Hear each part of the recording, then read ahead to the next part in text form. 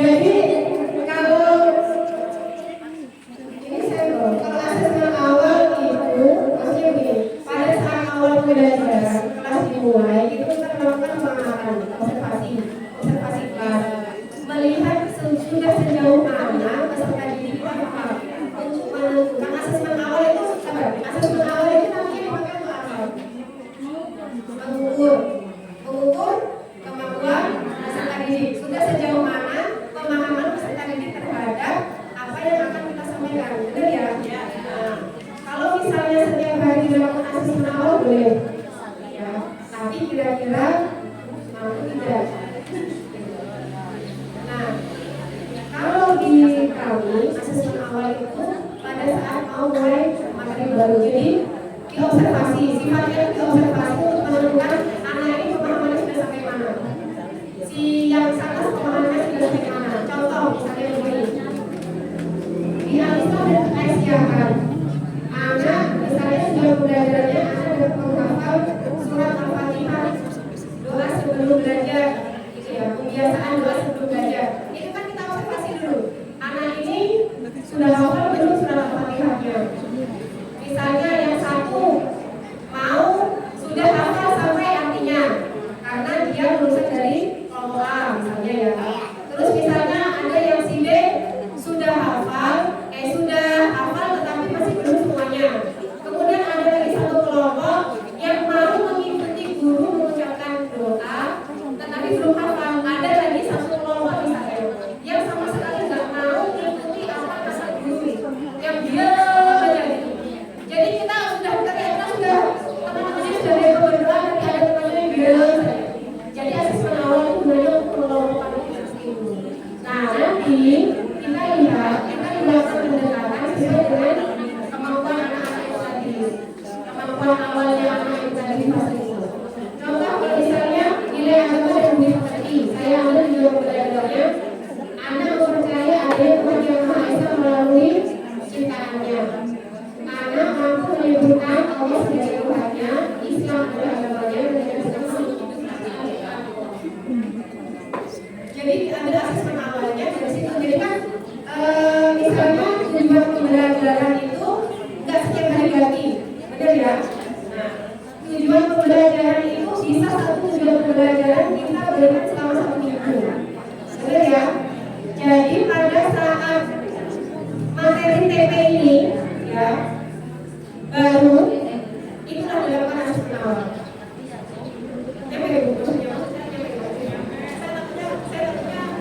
Saya salah ngomong ya, jadi gitu. Jadi misalnya TP-nya tadi anak tahu Allah adalah Tuhannya, Islam adalah agamanya, dan bisa membedakan makhluk-makhluk ciptaan Allah dan buatan manusia misalnya. Itu sudah selesai, berarti TP itu sudah tuntas. Nah, misalnya lanjut lagi ke TP berikutnya.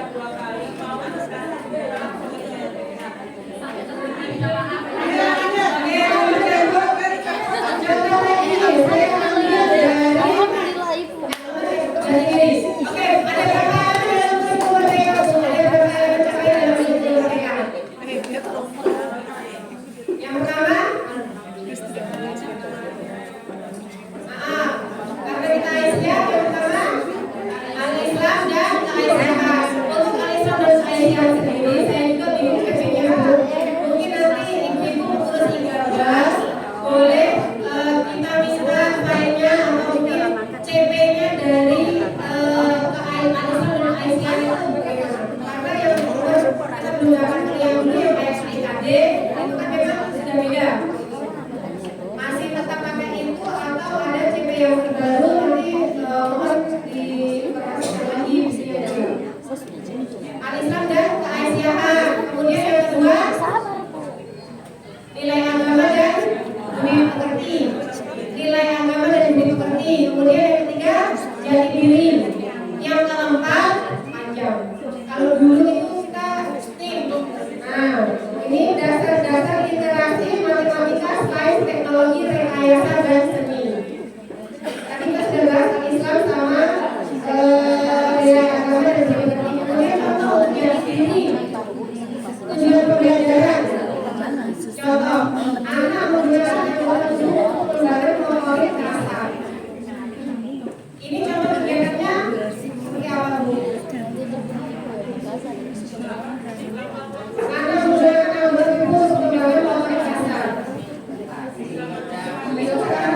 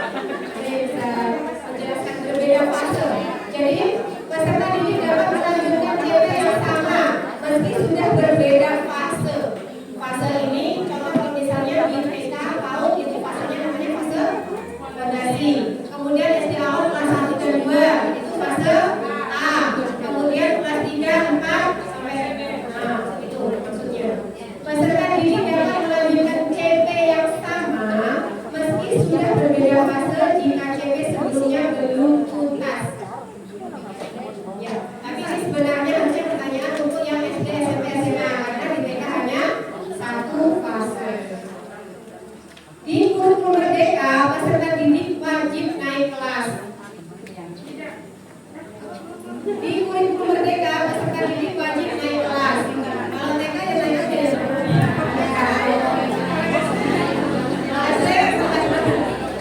Asesmen di awal pembelajaran dilakukan untuk mengetahui kesiapan peserta didik untuk mempelajari materi ajar dan mencapai tujuan pembelajaran yang direncanakan.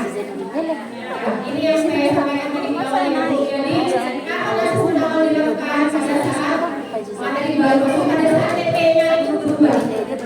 Ya.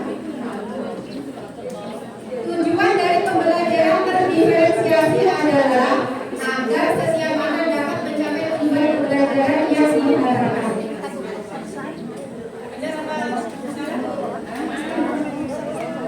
Pembelajaran terdiferensiasi itu seperti apa? Menyesuaikan. Contohnya kalau di dalam kelas, contoh pembelajaran terdiferensiasinya seperti apa? Yang sudah dilakukan di sini. Menyajikan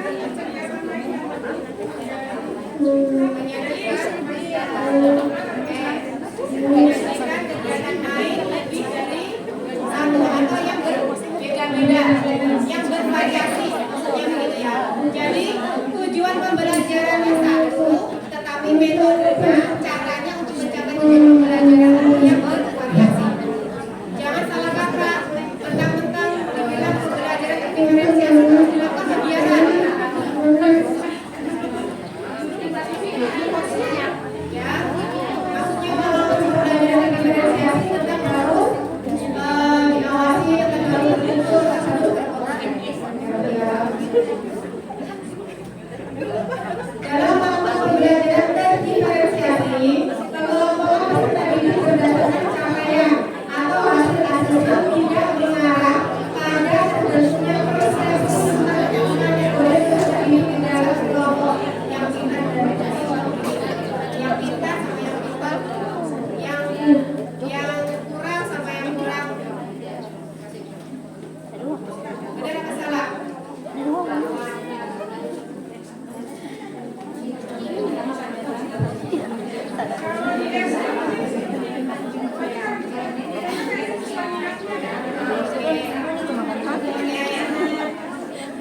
Jadi ini yang tahu bahwa peserta didik ini mampu semua, belum mampu semua, misalnya belum berkembang, mulai berkembang, sudah berkembang sangat baik, siapa yang paling tahu?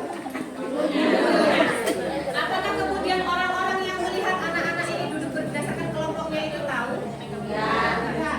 Berarti cukup gurunya saja yang tahu. Misalnya, kita nggak bisa memaksa, kadang ada peserta didik yang mereka tahu kalau temannya ini paham. Jadi mereka tuh nyambung ngobrol dengan teman-teman yang selevel gitu. Ya, ada ya yang kayak gitu ya. Nah, kemudian ada yang malas tahu mau dengan siapa saja terserah. Ya. Jadi misalnya terjadi pengelompokan dengan sendirinya di kelas ilmu. Ya biarkan masalah.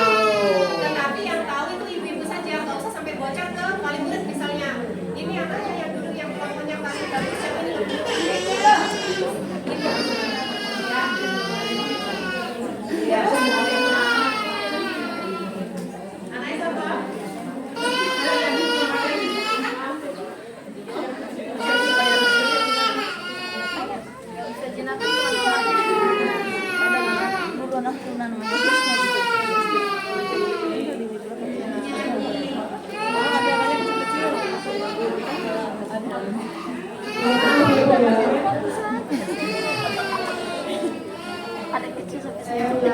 Dalam melakukan pembelajaran terdiferensiasi, pengelompokan peserta didik berdasarkan capaian atau hasil asesmen tidak mengarah kepada terbentuknya persepsi tentang pengkategorian peserta didik dalam kelompok yang pintar dan tidak. Benar atau salah?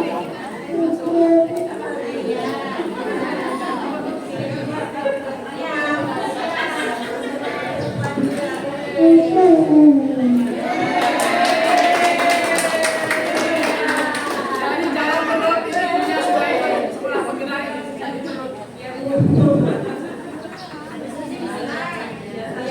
kata jaga karena ada acara juga di oh ya. Ada yang kacamata bagian itu.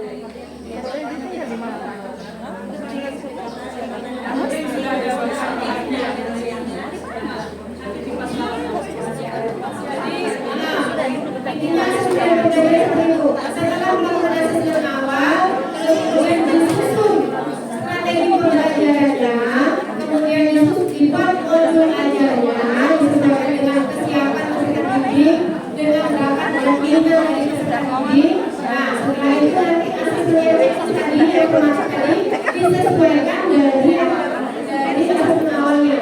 Jadi contoh yang anak yang sudah paham dari asesmen awal mendapatkan anak yang ternyata belum belajar tapi dia sudah dapat dari materi terlalu ternyata materi ini sudah diajarkan. Nah, itu nanti bisa dilanjut ke setelahnya atau pemantapan. Mungkin kalau misalnya adalah bacaannya atau hafalannya masih benar-benar dimantapkan di situ. Nah, untuk asesmen formatif tadi narasinya dalam asesmen formatif tadi disesuaikan dengan TP dan asesmen aplikasi. Kemudian untuk yang asesmen formatif, untuk yang catatan anekdot sama seperti yang sebelum-sebelumnya, diisi setiap ada kejadian unik atau kejadian yang tidak biasa. Kalau yang asesmen checklist ya sama juga. Yang hasil karya itu diisi kalau anak-anak membuat karya, membuat proyek. Bisa hasil karyanya ditempel atau bisa difoto, kemudian fotonya ditaruh di situ. Kemudian yang untuk catatan untuk berseri, untuk berseri kalau misalnya kegiatannya itu dilakukan secara tahap bertahap. Kalau misalnya berseri itu tinggal karena sudah ada hasil karya.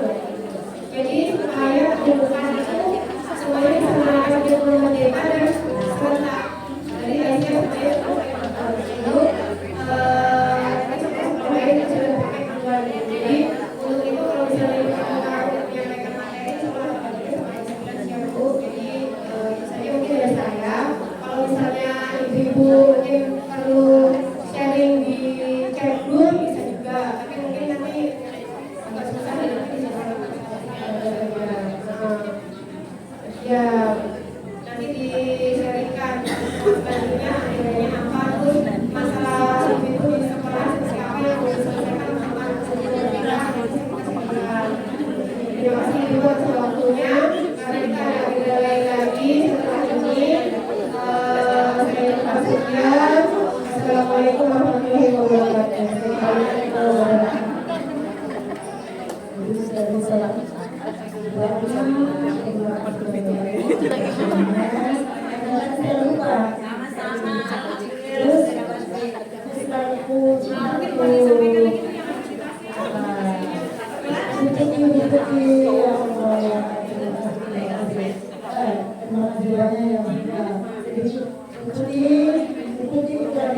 Belum ada baju begini ya toh? Sudah.